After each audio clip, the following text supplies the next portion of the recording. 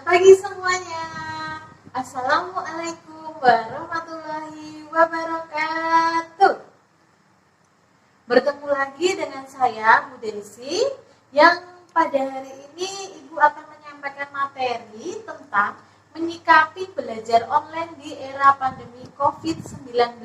Nah, sebelum kita masuk ke materi, marilah kita berdoa bersama-sama. Menurut kepercayaan dan keyakinan masing-masing, sikap sempurna, berdoa, mulai.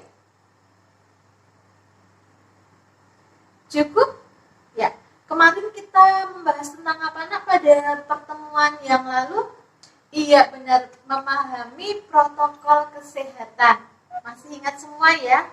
Ya, untuk yang kali ini Ibu akan membahas tentang apa? Tadi udah Ibu jelaskan. Menyikapi belajar online di era pandemi COVID-19. Yuk kita langsung saja ke materi yuk.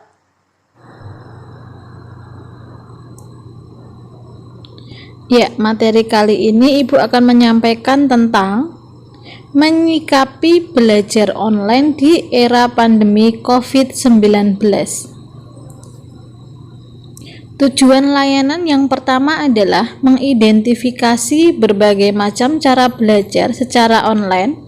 Yang kedua, menjelaskan tentang belajar online di era pandemi COVID-19. Yang ketiga, mengklasifikasi berbagai cara belajar online. Dan yang terakhir, menganalisis keefektifan belajar secara online. Ibu lanjut. Salah satu solusi Kemendikbud sendiri itu telah menyediakan portal belajar sendiri, yakni rumah belajar, agar proses pembelajaran kalian itu tetap berlanjut kapanpun dan dari manapun. Sejumlah mitra juga telah menyatakan kesanggupannya untuk berkontribusi menyelenggarakan sistem belajar secara online atau daring, memberikan fasilitas yang dapat diakses siapapun secara umum dan gratis. Ini contoh-contohnya ada banyak. Kalau sekolah kita kan menggunakan Google Classroom dan JB Class. Jadi kalau menggunakan itu bisa diakses dimanapun, kapanpun, dan secara gratis. Dengan adanya kemudahan fasilitas pembelajaran secara daring yang disediakan oleh Kemendikbud dan mitranya, para guru dan siswa harus siap beradaptasi dengan perubahan pembelajaran yang diatur oleh sekolah ataupun universitas. Kalau kita kan di sekolah. Dan tentunya belajar dapat menjadi lebih bebas, fleksibel, diakses dari rumah, dan dapat dilakukan dengan efektif. Nah, bagaimana pembelajaran daring dan jarak jauh dapat dilakukan dengan efektif? Ada yang bisa bantu jawab Ibu? Yuk kita lanjut ya nak ya.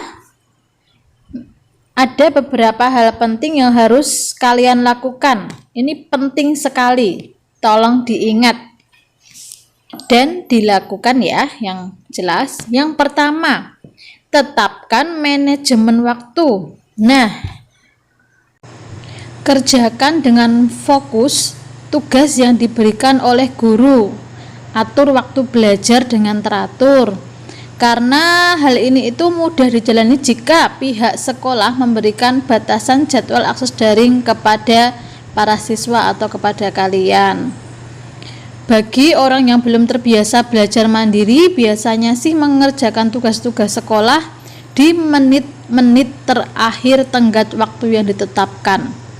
Oleh sebab itu, membiasakan diri untuk belajar dan mengerjakan tugas di awal waktu adalah keterampilan yang mesti ditanamkan kepada siswa yang melakukan. Jadi, pada poin ini adalah siswa harus membiasakan diri untuk belajar dan mengerjakan tugas di awal waktu, jangan di menit-menit terakhir tenggat waktu. Itu. Lanjut yang kedua, persiapkan teknologi yang dibutuhkan. Nah, di sini kalian harus mengetahui peralatan apa saja yang dibutuhkan untuk melakukan pembelajaran jarak jauh atau daring. Contohnya, kalian semua pasti mempunyai gadget ya. Jadi, jika masih bisa dikerjakan dengan gadget, jangan membebani orang tua harus membeli ini itu. Contohnya, Bu harus pakai komputer, Bu harus pakai laptop. Itu salah. Yang penting selama gadget kalian itu masih bisa dipakai, itu pakai gadget saja. Jadi jangan membebani orang tua. Alhamdulillah kita semuanya masih diberikan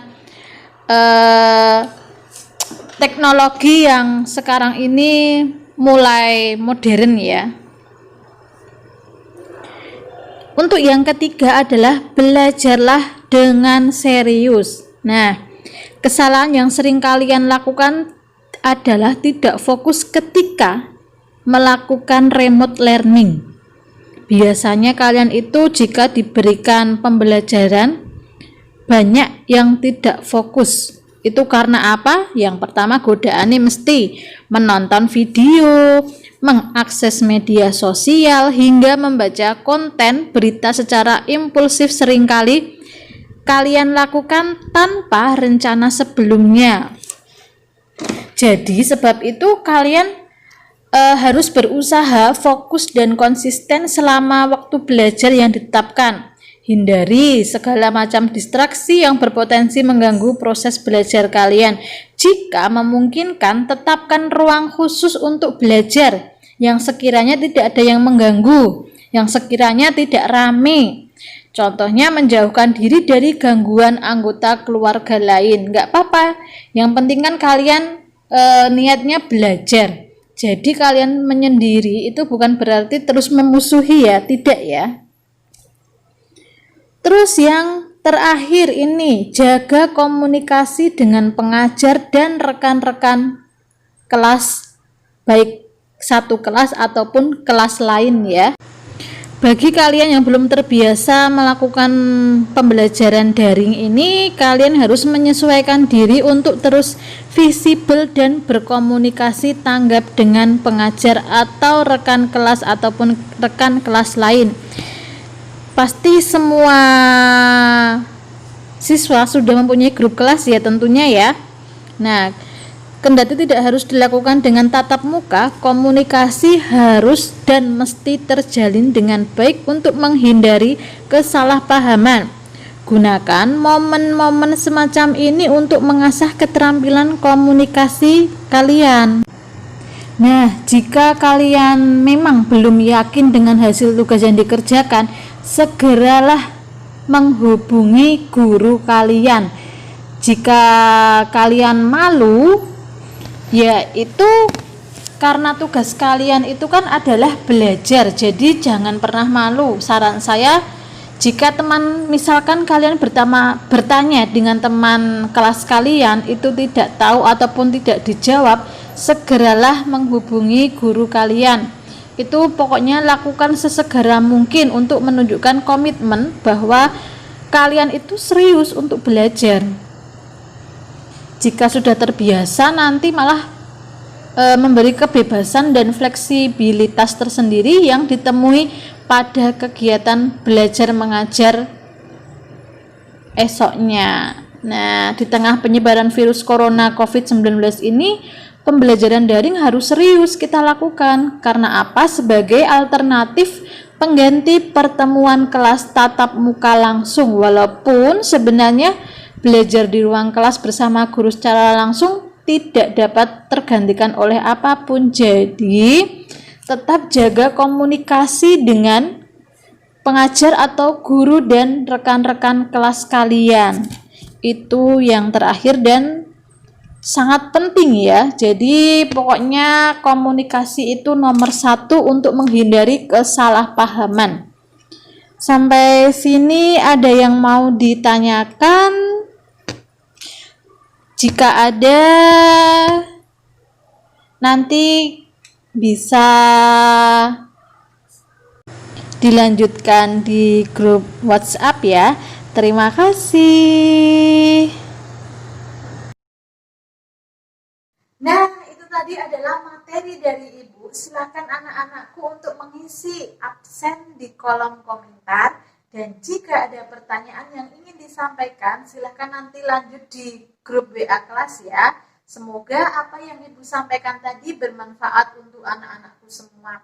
Dan kurang lebihnya Ibu mohon maaf jika ada salah kata yang kurang berkenan di hati anak-anak. Sebelum materi pembelajaran ini kita akhiri, marilah kita berdoa bersama-sama menurut kepercayaan dan keyakinan masing-masing. Sikap sempurna, berdoa, mulai.